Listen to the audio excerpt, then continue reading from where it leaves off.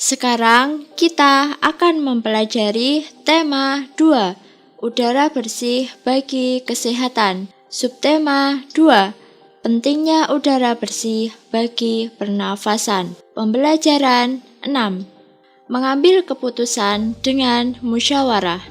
Setiap warga masyarakat mempunyai tanggung jawab ikut serta dalam mengambil keputusan bersama. Keputusan bersama adalah suatu keputusan yang sudah ditetapkan berdasarkan pertimbangan, pemikiran, dan pembahasan yang matang. Keputusan bersama haruslah mewakili kepentingan seluruh anggota atau seluruh peserta rapat. Keputusan bersama juga merupakan keputusan yang harus dilaksanakan dengan rasa penuh tanggung jawab. Oleh karena itu, semua keputusan bersama harus dipatuhi dan dilaksanakan oleh semua peserta rapat tanpa terkecuali dan membeda-bedakan. Dalam pengambilan keputusan, kita tidak boleh memaksakan kehendak. Pengambilan keputusan harus didasarkan pada beberapa nilai penting agar semua pihak yang terlibat merasakan keadilan. Nilai yang mendasar tersebut diantaranya ialah nilai kebersamaan. Pengambilan keputusan harus dilakukan secara bersama-sama, duduk dalam suatu tempat dengan tujuan yang sama demi kebaikan bersama. Walaupun setiap peserta rapat berasal dari latar belakang yang berbeda, namun harus tetap mendahulukan kepentingan umum dan mengesampingkan kepentingan pribadi. Nilai kebebasan mengemukakan pendapat. Bebas artinya tidak mendapat paksaan dari orang lain. Semua peserta rapat boleh mengutarakan pendapatnya. Pendapat yang diberikan harus logis dan masuk di akal, tidak menimbulkan perpecahan, sesuai dengan norma, dan tidak menyinggung perasaan orang lain. Nilai menghargai pendapat orang lain. Setiap peserta rapat haruslah mendengarkan dan menghargai pendapat orang lain tanpa menyela orang yang sedang mengemukakan pendapat. Bila tidak setuju dengan pendapat peserta lain, boleh menanggapinya, tetapi dengan cara yang sopan agar tidak menimbulkan permasalahan. Nilai jiwa besar serta lapang dada melaksanakan hasil keputusan dengan rasa penuh tanggung jawab. Nilai persamaan hak ialah seluruh peserta rapat diberi hak yang sama untuk mengemukakan pendapatnya. Mereka diberikan kebebasan untuk mengemukakan ide atau gagasan.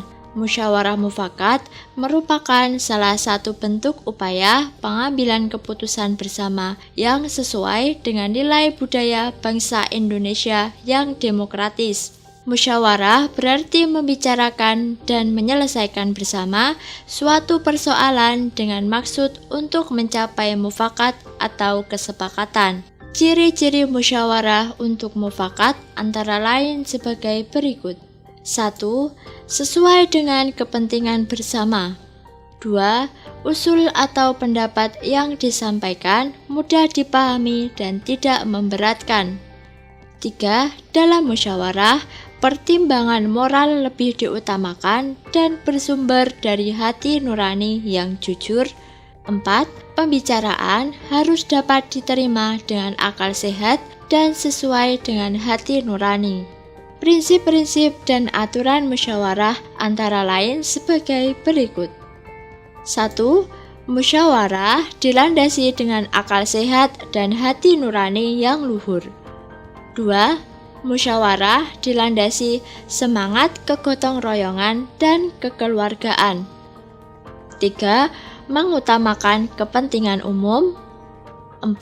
Menghargai pendapat orang lain. Tata cara dan persyaratan musyawarah antara lain sebagai berikut. 1. Peserta musyawarah harus hadir sebelum musyawarah dimulai. 2. Musyawarah dimulai jika peserta musyawarah telah mencapai quorum. Quorum adalah penempatan jumlah minimum anggota yang harus hadir pada saat musyawarah. 3.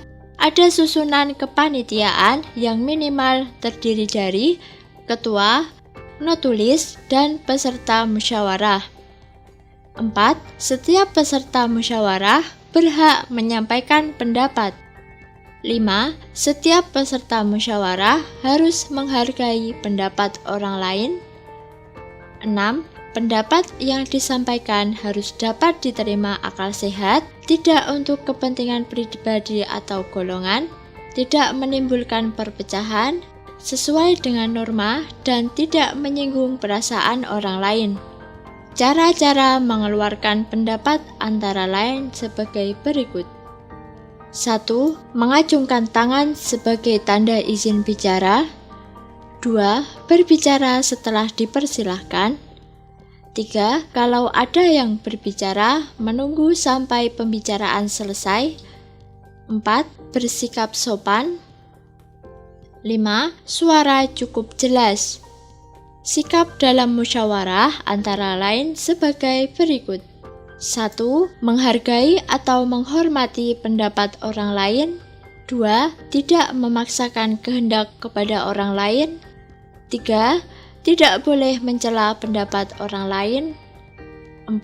Tidak boleh memotong pembicaraan orang lain. Selanjutnya, kita akan membahas peragaan tarian daerah. Sebelum melaksanakan peragaan karya tari, ada beberapa hal yang harus kita persiapkan. Tujuan persiapan yaitu agar peragaan karya tari berhasil dengan baik dan pantas untuk ditampilkan di depan orang lain. Persiapan yang dilakukan sebagai berikut. 1. Menentukan bentuk karya tari. Bentuk karya tari ada bermacam-macam. Ada bentuk tari tunggal, bentuk tari berpasangan, dan bentuk tari kelompok. Bentuk karya tari perlu ditentukan sebelum diperagakan di depan penonton karena berkaitan dengan unsur lain. 2. Memilih karya tari. Pemilihan karya tari harus disesuaikan dengan bentuk tari. Sebagai contoh, jika bentuk tari yang dipilih tari berpasangan, pilihlah karya tari berpasangan. 3. Menentukan jumlah penari. Jumlah penari disesuaikan dengan bentuk dan karya tari yang dipilih. Jika karya tari yang dipilih berpasangan, jumlah penarinya 2 orang atau kelipatannya. 4. Memilih properti tari. Properti perlu dipersiapkan sejak awal dan selalu dipakai sejak saat latihan peragaan gerak tari. Tujuannya agar pada saat peragaan di depan penonton, kamu sudah terbiasa dengan penggunaan properti sehingga sesuai dengan gerak tari. 5. Menentukan iringan tari. Saat ini, iringan tari bisa kita dapatkan dalam aneka bentuk rekaman, baik dengan pita kaset maupun CD. Persiapkan iringan tari sejak awal dan gunakan selalu setiap kali latihan. 6. Memilih busana tari. Setiap karya tari memerlukan busana yang berbeda. Busana tari harus sesuai dengan tema tari. Saat ini banyak persewaan busana tari sehingga memudahkanmu dalam menyiapkan busana tari. Namun, apabila di daerah tempat tinggalmu tidak ada penyewaan busana tari, kamu dan teman-temanmu dapat berkreasi menciptakan busana tari sesuai tema tari yang akan diperagakan. Apakah anak-anak sudah paham materi yang disampaikan?